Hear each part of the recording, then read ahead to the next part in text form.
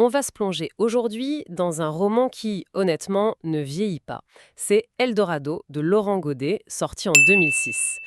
L'idée, c'est de décortiquer pourquoi ce livre nous parle encore autant aujourd'hui. Oui, et c'est ça qui est fascinant, non? On pourrait s'attendre à un livre très ancré dans son époque, les années 2000, et en fait pas du tout. Sa force, c'est de prendre une actualité, une tragédie, et d'en faire quelque chose d'universel. C'est plus qu'un livre sur la crise migratoire, en fait. Ah oui, bien plus. C'est une histoire sur la quête, sur le désir, sur ce qui pousse l'être humain à se dépasser, à vouloir franchir des frontières, qu'elles soient réelles ou intérieures. Et pour raconter ça, il y a la plume de Laurent Godet. Ce qui est intéressant avec lui, c'est qu'il vient du théâtre à l'origine. De Flaubert, c'est-à-dire qu'il lit ses textes à voix haute pour en tester la musicalité. Ça change tout. L'écriture n'est plus seulement une affaire de sens, mais de son, de rythme. Ça donne ce côté presque incantatoire à ses romans.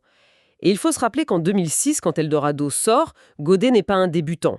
Il a déjà eu le Goncourt des lycéens et surtout le Goncourt pour Le Soleil d'Escorta en 2004. Donc il est très attendu.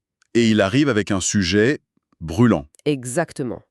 Le roman ne sort pas de nulle part, il est directement lié à des événements terribles. Lesquels? Ceux de 2005 à Ceuta et Melilla, ces enclaves espagnoles au Maroc. Ah oui, on a tous en tête ces images terribles de migrants qui essaient de franchir des grillages immenses, des scènes d'une violence inouïe. Et c'est là que Godet fait à pas de côté.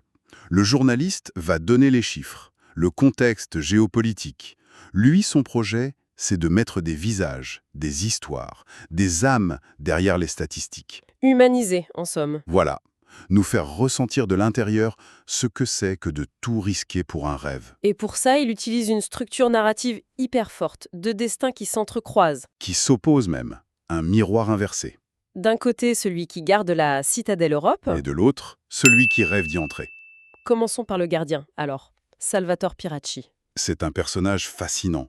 Commandant dans la marine italienne, la quarantaine, 20 ans qu'il fait ce métier, a intercepté les bateaux de clandestins près de Lampedusa. Sur le papier, il a une belle situation. Mais oui, une vie confortable, un statut. Mais en réalité, sa vie est vide. Il est seul, divorcé, sans attache. Il est rongé de l'intérieur. Mais après 20 ans de service, qu'est-ce qui le fait basculer Qu'est-ce qui change? C'est une accumulation. Mais il y a deux électrochocs. Le premier, c'est une rencontre.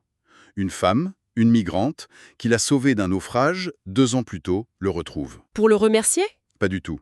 Et c'est ça qui est terrible. Elle vient lui demander une arme, Une arme. Pourquoi? pour venger son fils, mort pendant la traversée. Et cette demande, à la fois tragique et absurde, fait voler en éclats toutes ses certitudes. Il réalise qu'il sauve des corps, mais qu'il ne peut rien pour les âmes brisées. Il n'est plus un sauveur, il est juste le témoin de la douleur. Exactement. Le deuxième choc, c'est une confrontation avec un passeur libyen, un homme d'une cruauté totale. Et là, Piracci se voit dans le miroir. Il réalise qu'il fait partie de ce système immonde. Il se voit, je crois que c'est la phrase du livre, comme le visage laid de la malchance. C'est insupportable pour lui. C'est le point de non-retour. Du coup, il fait l'impensable. Il déserte, il jette tout, ses papiers, son identité. Et il part où? Il fait le voyage inverse, il part vers le sud, vers l'Afrique. C'est fou comme idée. Il quitte son propre Eldorado pour aller chercher quoi au juste? Il va chercher ce qu'il a perdu, ce qu'il voit malgré toute la misère dans le regard des migrants, une raison de vivre, un but, un désir si puissant qu'il justifiait de risquer sa vie. Il fuit une vie sans saveur pour retrouver la saveur de la vie. C'est exactement ça. Il cherche son Eldorado à contre-courant. Et face à ce personnage désenchanté, on a l'incarnation même de l'espoir, Souleymane. Oui, et le choix de Godet de raconter son histoire à la première personne est un coup de génie. On est tout de suite avec lui. Voilà, on n'est plus spectateur, on est dans sa tête, dans son corps. C'est un jeune Soudanais, et son voyage commence par un drame. Il devait partir avec son frère Jamal. Son grand frère. Oui, son modèle. Mais Jamal est malade, il a le sida et il ne peut pas partir. Il donne son argent à Souleymane et lui dit « Va-t'en et sauve-toi ». Le voyage n'est donc pas qu'une fuite pour une vie meilleure, c'est une mission, une promesse faite à son frère. Et il y a cet objet qui symbolise la promesse, n'est-ce pas? Le collier. Oui, un collier de perles vertes. C'est son talisman. C'est ce qui le fait tenir. Parce que son parcours, c'est un véritable chemin de croix.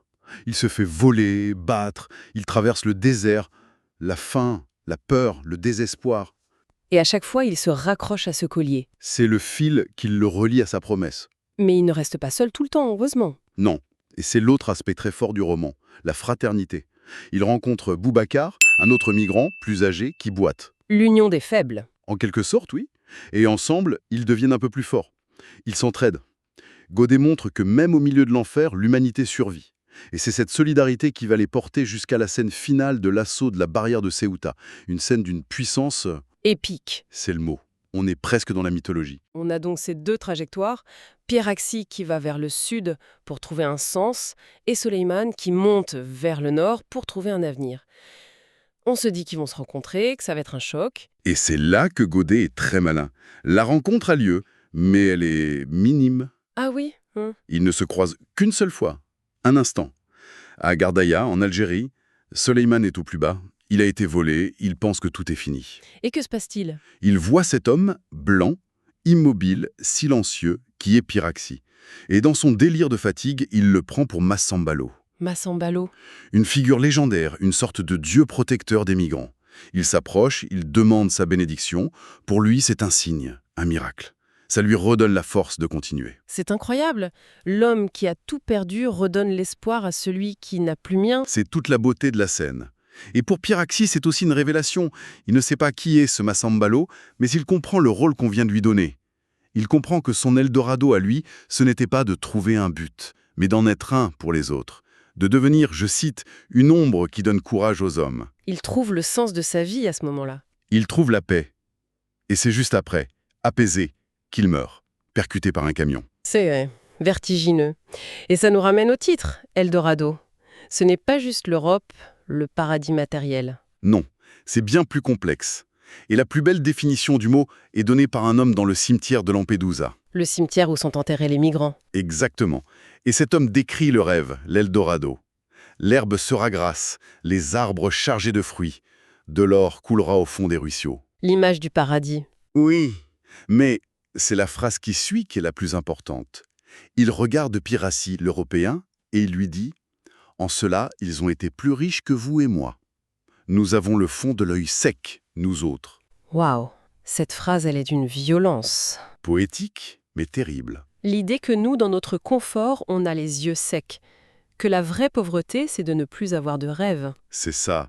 Godet dénonce la misère des riches. La vraie richesse, c'est la force du désir. De ce point de vue, Souleyman est infiniment plus riche que Piraxi au début du livre. L'Eldorado est donc à la fois un moteur d'espoir et une illusion qui tue. C'est tout le paradoxe. Et le lieu où cette phrase est dite, le cimetière de l'Eldorado, le montre bien. Le rêve et la mort sont inséparables. On sent bien que pour transmettre tout ça, le style de Godet n'est pas simplement réaliste. Comment il s'y prend? Il y a un mélange de registres très habiles.